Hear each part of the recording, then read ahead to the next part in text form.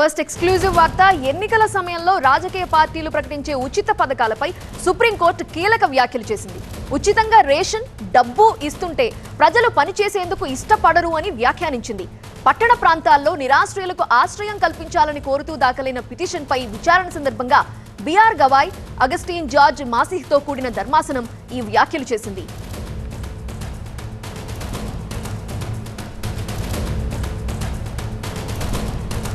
ఉచితాల కారణంగా ప్రజలు పని చేయడానికి ఇష్టపడటం లేదు. వాళ్లకు ఫ్రీగా రేషన్ అందుతోంది, ఏ పని చేయకుండా డబ్బు వస్తోంది అని ధర్మాసనం అభిప్రాయపడింది. నిరాశ్రయులకు ఆశ్రయం కల్పించాలనే ఉద్దేశం మంచిదే అయినా వారిని సమాజ అభివృద్ధిలో భాగస్వాములను చేయాలని పేర్కొంది. అటార్నీ జనరల్ సమాధానం ఇస్తూ పట్టణ పేదరిక నిర్మూలన మిషన్ ను పూర్తి చేసే దశలో కేంద్ర ప్రభుత్వం ఉందన్నారు. నిరాశ్రయులకు ఆశ్రయం కల్పించడంతో పాటు పలు సమస్యలు పరిష్కరించే దిశగా ముందుకెళ్తుంది అన్నారు. ఈ క్రమంలో పట్టణ పేదరిక నిర్మూలన మిషన్ ఎంతకాలం పనిచేస్తుందో తెలియచేయాలని కేంద్రాన్ని ఆదేశించింది సుప్రీంకోర్టు. సుప్రీంకోర్టు వ్యాఖ్యలతో ఈ పోటాపోటీ ఉచితాలు ఆగిపోతాయి అనుకోవచ్చా? వివరాలు అందించడానికి మా అసోసియేట్ ఎడిటర్ మహాత్మా లైవ్ లో సిద్ధంగా ఉన్నారు. మహాత్మా, పార్టీల నుండి ఎలాంటి అభిప్రాయాలు వినిపిస్తున్నాయి? సుప్రీంకోర్టు వ్యాఖ్యలపై అంటే ఇలాంటి వ్యాఖ్యలు చేసింది కాబట్టి ఇంపాక్ట్ ఏమైనా ఉంటుంది అనుకోవచ్చా?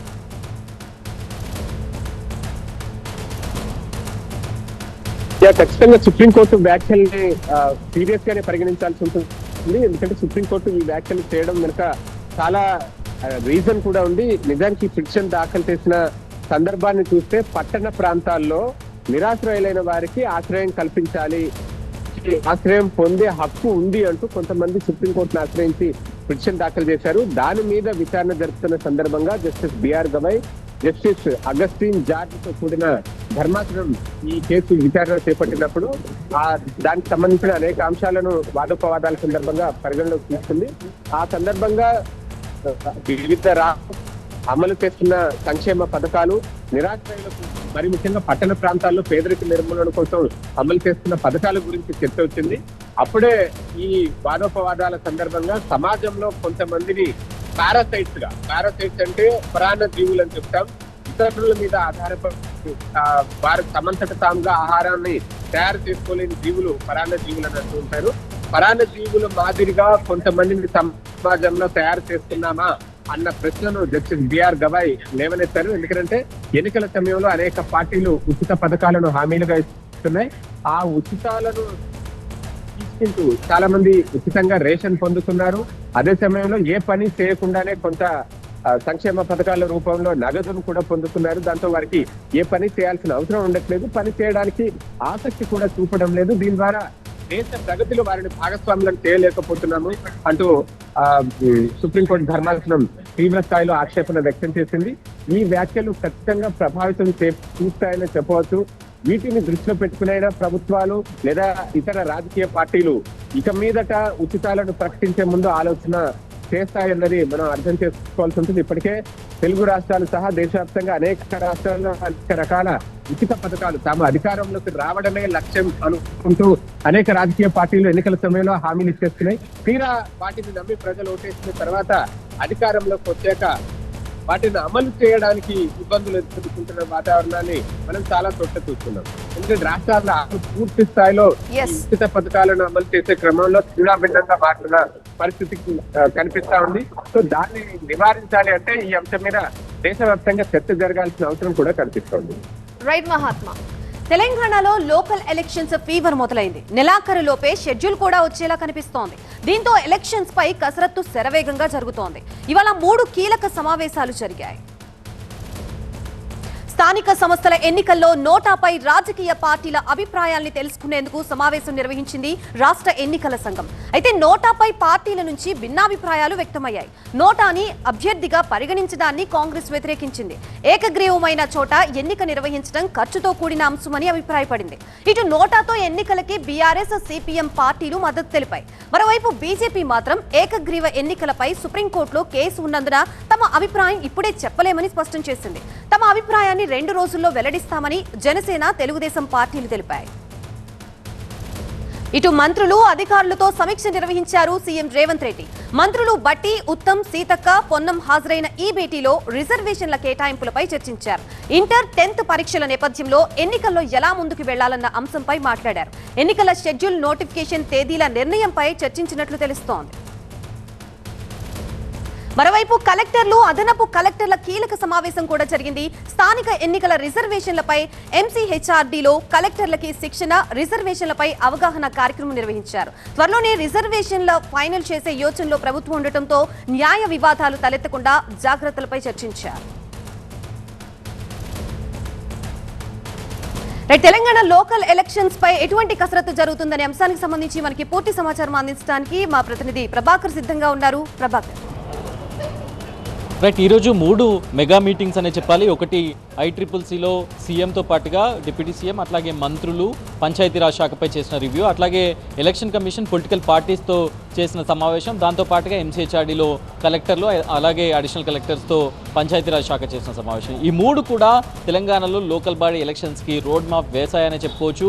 మరికొద్ది సేపట్లోనే తెలంగాణ డిప్యూటీ సీఎం బట్టి విక్రమార్కతో పాటుగా మంత్రులు పొన్నం, అట్లాగే ఉత్తమ్ కుమార్ రెడ్డి, సీతక్క వీరు మీడియాతో మాట్లాడబోతున్నారు. తెలంగాణలో స్థానిక సంస్థల ఎన్నికలకు సంబంధించి ఏ విధంగా ముందుకు పోబోతున్నాం, బుసాని కమిషన్ ఇచ్చిన రిపోర్ట్, డెడికేషన్ కమిషన్ ఇచ్చిన రిపోర్ట్ని ఎప్పుడు కోర్టుకు సబ్మిట్ చేయబోతున్నారు, దాంట్లో ఏ విధమైన రిజర్వేషన్ ప్రతిపాదించారు, రిజర్వేషన్లకు సంబంధించి ఎట్లాంటి కంక్లూజన్ వచ్చింది, ఇవన్నింటినీ కూడా కొద్దిసేపట్లోనే ప్రెస్ బ్రీఫింగ్లో డిప్యూటీ సీఎం వివరించున్నారు. దీనికి సంబంధించి ప్రభుత్వం ఒక క్లారిటీకి అయితే వచ్చినట్టుగా తెలుస్తుంది. ఈ నెలాఖరులో నోటిఫికేషన్ ఇవ్వడానికైతే పూర్తి స్థాయిలో రంగం సిద్ధమైనట్టుగానే తెలుస్తుంది. ఈ నెలాఖరులో నోటిఫికేషన్ ఇచ్చి నెక్స్ట్ మంత్లో ఫస్ట్ వీక్ ఆర్ సెకండ్ వీక్లో 2 ఫేజులలో ఎలక్షన్స్ని కంప్లీట్ చేయాలి, పోలింగ్ని కంప్లీట్ చేయాలి అనేది అయితే పూర్తి స్థాయిలో ప్రభుత్వం ఒక నిర్ణయం తీసుకున్నట్టుగా తెలుస్తుంది. దాంతోపాటుగా ఒక కన్ఫ్యూజన్ అయితే రన్ అయింది. గత కొన్ని రోజులుగా ఎంపీటీసీ, జెడ్పీటీసీ ఎలక్షన్స్ని ముందు పెట్టాలా, లేకపోతే సర్పంచ్ ఎలక్షన్స్ని ముందు పెట్టాలా అనేది. సర్పంచ్ ఎలక్షన్స్ ముగిసిన తర్వాతే పార్టీ బీఫామ్పై పోటీ చేసే ఎంపీటీసీ, జెడ్పీటీసీకి వెళ్ళాలనే నిర్ణయం కూడా జరిగినట్లుగా తెలుస్తుంది. ఎగ్జామ్స్ ఉన్న నేపథ్యంలో, మీరు ఇంతకుముందు చెప్పినట్లుగా 10th class and intermediate exams ఉన్న నేపథ్యంలో ముందుగా సర్పంచ్ ఎలక్షన్స్ని కంప్లీట్ చేసుకుంటే మార్చ్, ఏప్రిల్ మళ్ళీ గ్యాప్ తీసుకొని దాని తర్వాత జూన్, జూలైలో మరొకసారి ఎంపీటీసీ, జెడ్పీటీసీల ఎలక్షన్స్ పెట్టుకోవచ్చు అనే ఆలోచన కూడా ప్రభుత్వానికి ఉంది. ఇక ఎలక్షన్ కమిషన్ కూడా ఇప్పటికే మొత్తం కూడా సిద్ధం చేసింది. అధికారులతో పాటుగా గ్రౌండ్ లెవెల్లో ఉన్న ప్రతి ఆఫీసర్కు ట్రైనింగ్ని కూడా కంప్లీట్ చేసింది. సో దీంతో చూస్తే ఇప్పుడు ప్రభుత్వం తీసుకున్న ఈరోజు యాక్టివిటీ అంతా చూస్తే కనుక కంపల్సరీగా ఈ నెలలోనే ఈరోజు రైతు భరోసాను కూడా ప్రభుత్వం అందజేసింది. 3 ఎకరాల వరకు ఉన్న రైతులందరికీ కూడా, అంటే దాదాపుగా 60% మేర ఫార్మర్స్కి ఈరోజు రైతు భరోసా తమ అకౌంట్లలో జమ అయింది. సో ఈ నేపథ్యంలోనే ఎన్నికలకు వెళ్లాలనే నిర్ణయానికి అయితే ప్రభుత్వం వచ్చినట్టుగా తెలుస్తుంది. మన కొద్దిసేపట్లోనే డిప్యూటీ సీఎం ప్రెస్ మీట్ ఉంది. ఈ ప్రెస్ మీట్లో పూర్తి వివరాలు కూడా తెలియబోతున్నాయి. Right, thank you Prabhakar. Third super exclusive news చూద్దాం. ఏం చెప్పారు, ఏం చేస్తున్నారు?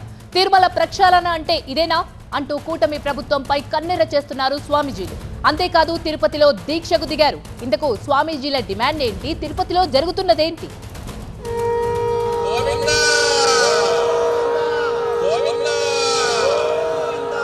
అప్పట్లో లడ్డూ లడాయి, ఆ తర్వాత తొక్కిసలాట ఘటన, మొన్నటికి మొన్న టీటీడీలో అన్యమతి ఉద్యోగుల వివాదం. ఇప్పుడు తాజాగా స్వామీజీల ఆందోళనలతో మరోసారి చర్చనీయాంశంగా మారింది తిరుమల.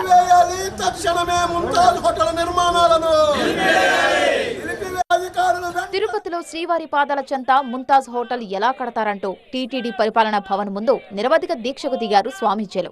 హోటల్ నిర్మాణానికి ఇచ్చిన అనుమతులను కూటమి ప్రభుత్వం వెంటనే రద్దు చేయాలని డిమాండ్ చేస్తూ ఆందోళన చేపట్టారు. నిర్మాణాల విషయంలో వెనక్కి తగ్గకపోతే పరిస్థితులు మరింత దారుణంగా ఉంటాయంటూ ఆగ్రహం వ్యక్తం చేశారు.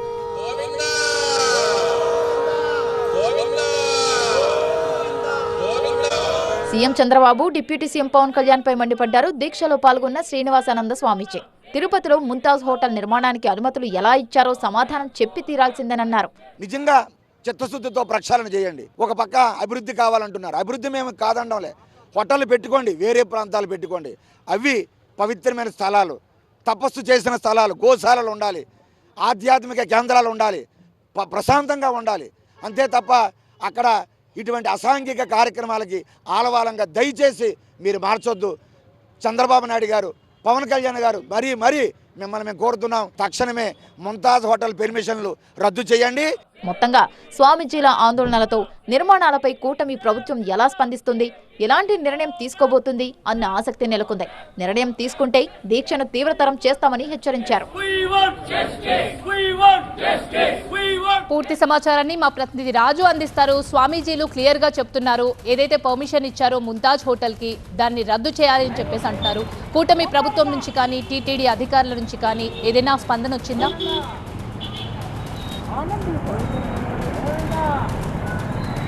అయితే ఇప్పటి వరకు ఎలాంటి స్పందన టీటీడీ నుంచి రాలేదు, అటువైపు ప్రభుత్వం నుంచి రాకపోయినా స్వామీజీలు మాత్రం ఆమరణ దీక్ష కొనసాగుతోంది. ఏపీ సాధు పరిషత్ ఆధ్వర్యంలో శ్రీనివాసానంద సరస్వతి ప్రస్తుతం ఆమరణ దీక్ష చేస్తున్నారు. ఆయనకు మద్దతుగా రాష్ట్రంలో దాదాపుగా 200 మందికి పైగానే స్వామీజీలు వచ్చి ప్రస్తుతం అయితే నేను టీటీడీ పరిపాలనా భవనం ముందు ఆమరణ దీక్ష కొనసాగుతున్న శిబిరం మధ్య ఉన్నాను. ఉదయం నుంచి దీక్షా శిబిరం వద్ద అయితే పెద్ద ఎత్తున స్వామీజీలు గోవిందా గోవిందా అంటూ నినాదాలు చేస్తున్నారు. ఒకటి సనాతన ధర్మ రక్షణ బోర్డు అంటే 7 కొండలను అపవిత్రం చేయడమా పవన్ కళ్యాణ్ గారు అంటూ, అసలు వారాహి డిక్లరేషన్ అంటే తిరుమల 7 కొండల్లో ముంతాజ్ హోటల్ నిర్మాణం చేపట్టడమా, అసలు తిరుమల ప్రక్షాళన అంటే తిరుమలను అపవిత్రం చేయడమా సీఎం గారు అంటూ, అంటే ఇలాంటి ఫ్లెక్సీలు ఏర్పాటు చేస్తూ ప్లకార్డులు పట్టుకొని స్వామీజీలు అయితే నిరసన వ్యక్తం చేస్తున్న పరిస్థితి కనిపిస్తుంది. అయితే 2021లోనే ఒబరాయ్ గ్రూప్కు సంబంధించినటువంటి సంస్థ ముంతాజ్ హోటల్ పేరుతో స్టార్ హోటల్ నిర్మాణానికి అప్పటి ప్రభుత్వం 20 ఎకరాల స్థలాన్ని జీఓఎంఎస్ నంబర్ 24 విడుదల చేసింది. ఈ మేరకు ప్రస్తుతము కూటమి ప్రభుత్వం అధికారంలోకి వచ్చిన తర్వాత ఒబరాయ్ గ్రూప్కు సంబంధించిన స్టార్ హోటల్ నిర్మాణము అలిపిరి సమీపంలో జరుగుతుంది. అయితే 2007లోనే ఎక్కడైతే ఇది పర్యాటక శాఖకు సంబంధించి కేటాయించిన స్థలంలో హోటల్ నిర్మాణం జరుగుతుందో ఈ ప్రాంతం అంతా 2007లోనే అప్పటి ముఖ్యమంత్రిగా ఉన్నటువంటి వైఎస్ దీన్ని శ్రీవారి దివ్యక్షేత్రం పరిధిగానే పరిగణించారు. అయితే ఈ ప్రాంతంలోనే హోటల్ నిర్మాణము, అది శ్రీవారి పాదాల చెంత అలిపిరికి దగ్గరలోనే ఆధ్యాత్మిక వాతావరణం ఉన్న చోట స్టార్ హోటల్ నిర్మాణం అనేది సరైనది కాదు అన్నది మరో ఆరోపణ. ముంతాజ్ హోటల్ పేరుతో నిర్మాణం చేపట్టడం అనేది ముందు నుంచి తప్పుపడుతున్నారు. ఇప్పటికే నవంబర్లో ఏదైతే టీటీడీకి సంబంధించిన స్థలము పర్యాటక శాఖకి ప్రభుత్వానికి లీజుకి ఇచ్చిందో దాన్ని రద్దు చేస్తూ నవంబర్ 18న టీటీడీ పాలక మండలి ప్రభుత్వానికి లేఖ కూడా రాసింది. ఈ మేరకు బోర్డులో తీర్మానం కూడా చేసింది. అయితే ఈ లేఖ ఆధారంగా చూసుకొని ఖచ్చితంగా ప్రభుత్వము తమ భూమిని ఏదైతే ఒబరాయ్ గ్రూప్కి కేటాయించిందో దాన్ని లీజును రద్దు చేసి తిరిగి టీటీడీకి కేటాయించాలనేది సారాంశం. అయితే ఇప్పటివరకు అది జరగకపోగా టీటీడీకి సంబంధించినటువంటి స్థలంలో జరుగుతున్న నిర్మాణాన్ని తప్పుడుతూ స్వామీజీలు గతంలో తిరుపతి తిరుమల దేవస్థానానికి సంబంధించిన అటువంటి నిర్ణయాన్ని వెనక్కి తీసుకోవాలి, అనుమతులు రద్దు చేయాలంటూ తుడా కార్యాలయం ముందు ఆందోళన చేసిన సమయంలో కూడా తుడా నోటీసులు జారీ చేసి దీన్ని రద్దు చేసేందుకు అవకాశం ఇచ్చింది. అయితే ప్రస్తుతం ప్రభుత్వం తిరిగి డిసెంబర్ 4వ తారీఖు నుంచి నిర్మాణానికి అనుమతి ఇవ్వడంతోనే ప్రస్తుతం శరవేగంగా పనులు జరుగుతున్నాయి. ఈ పనులను పూర్తిగా అడ్డుకోవాలి, నిర్మాణాన్ని ఆపు చేయాలి, ప్రభుత్వం కేటాయించినటువంటి స్థలాన్ని వెనక్కి తీసుకోవాలన్న ప్రధాన డిమాండ్తోనే స్వామీజీలు అయితే ఆమరణ దీక్ష చేస్తున్నారు. ఖచ్చితంగా తమ డిమాండ్కు తలొగ్గి ప్రభుత్వం దిగిరావాల్సిన ప్రధాన డిమాండ్నే స్వామీజీలు వినిపిస్తున్న ఖచ్చితంగా మళ్ళీ ప్రభుత్వం దిగి వస్తుందా లేదా వేచి చూడాల్సిన అవసరం అయితే ఉంటుంది. Right, thank you Raj.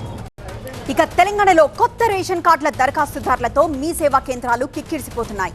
9 ఏళ్ల తర్వాత కొత్త రేషన్ కార్డు దరఖాస్తులు స్వీకరిస్తూ ఉండడంతో రేషన్ కార్డు కోసం మీ సేవా కేంద్రాలకు తాకిడి పెరిగింది. ఉదయం 6 గంటల నుంచే మీ సేవా కేంద్రాల వద్ద ప్రజలు బారులు తీరారు. రేషన్ కార్డుల్లో మార్పులు చేర్పుల కోసం, ఆధార్ కార్డు అప్డేట్ కోసం జనాలు భారీగా తరలి వస్తున్నారు. ఒకేసారి రద్దీ పెరగడంతో సర్వర్లు మొరాయిస్తున్నాయని మీ సేవా నిర్వాహకులు వాపోతున్నారు. అలాగే దరఖాస్తులు చేసుకునేందుకు గంటల కొద్దీ సమయం పడుతోందని జనాలు ఆవేదన వ్యక్తం చేస్తున్నారు. హైదరాబాద్లోని కోటి ప్రభుత్వ మీ సేవా కేంద్రం, మలక్పేట్ పౌర సరఫరాల శాఖ కార్యాలయం ముందు కొత్త రేషన్ కార్డు దరఖాస్తుదారులు బారులు తీరారు. గంటల తరబడి క్యూ లైన్లో ఉన్న అధికారులు కనీసం పట్టించుకోవడం లేదని ప్రజలు ఆవేదన చెందుతున్నారు. మీ సేవలో సరిపడా స్టాఫ్ లేకపోవడంతో పనులు నెమ్మదిగా సాగుతున్నాయి. అయితే రాష్ట్ర వ్యాప్తంగా కొత్త రేషన్ కార్డుల కోసం లక్షలాది ప్రజలు నిరీక్షిస్తున్నారు.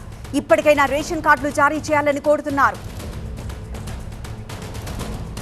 మరింత సమాచారం మా ప్రతినిధి వాసు లైవ్ ద్వారా అందిస్తారు. వాసు, అధికారులు పట్టించుకోవట్లేదా? మీ సేవా కేంద్రాల ముందు ఇంతగా బారులు తీరిన జనం ఎందుకు కనిపిస్తున్నారు? తెలంగాణ రాష్ట్ర వ్యాప్తంగా నిన్నటి నుంచి కూడా మీ సేవా కేంద్రాల వద్ద కొత్త రేషన్ కార్డుల దరఖాస్తుల స్వీకరణ ప్రారంభించారు.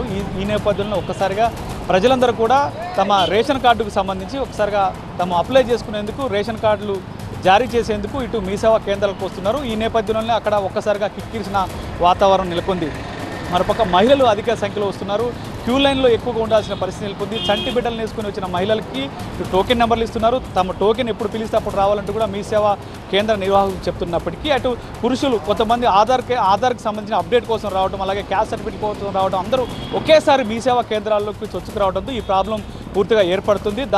దాంతో పాటుగా ప్రభుత్వంకి సంబంధించిన మీ సేవా కేంద్రాల్లో స్టాఫ్ కొరత తీవ్రంగా వేధిస్తుంది. ఈ నేపథ్యంలోనే అక్కడ కూడా కొంతమేర సర్వర్లు మొరాయించడం, అలాగే స్టాఫ్ లేకపోవడం వల్ల లేట్ అవుతుంది. మొత్తానికి సంబంధించి ఒక వ్యక్తి కనుక మీ సేవా కేంద్రానికి వెళ్ళి తన రేషన్ కార్డుకి సంబంధించి అప్లికేషన్ ఇవ్వాలంటే తన దగ్గర ఉన్న సర్టిఫికేట్స్ అన్నీ అక్కడ అప్లోడ్ చేయాలి, దాన్ని మొత్తం స్కాన్ చేయాలి, అవి మళ్ళీ వెబ్సైట్లో అప్లోడ్ చేయడం కోసం ఒక వ్యక్తికి 10 నుంచి 15 నిమిషాలు పడుతుంది. ఈ నేపథ్యంలో ఎక్కువ మంది ఒకేసారి రావడం వలన ఈ ప్రాబ్లం తలెత్తుందని స్పష్టంగా తెలుస్తుంది. మరోపక్క రేషన్ కార్డుకి సంబంధించి నిన్నటి నుంచి స్టార్టింగ్ డేట్ ప్రకటించారు. బట్ కట్ ఆఫ్ డేట్ ఎక్కడనేది ప్రకటించకపోవడంతో ఎక్కువ శాతం ప్రజలందరూ కూడా త్వరగా వచ్చి వీటిని రిజిస్ట్రేషన్ చేసుకోవాలన్న కోణంలో అందరూ కూడా వస్తున్న పరిస్థితి నెలకొంది. ఈ నేపథ్యంలో పౌర సరఫరాల శాఖ అప్రమత్తమైంది.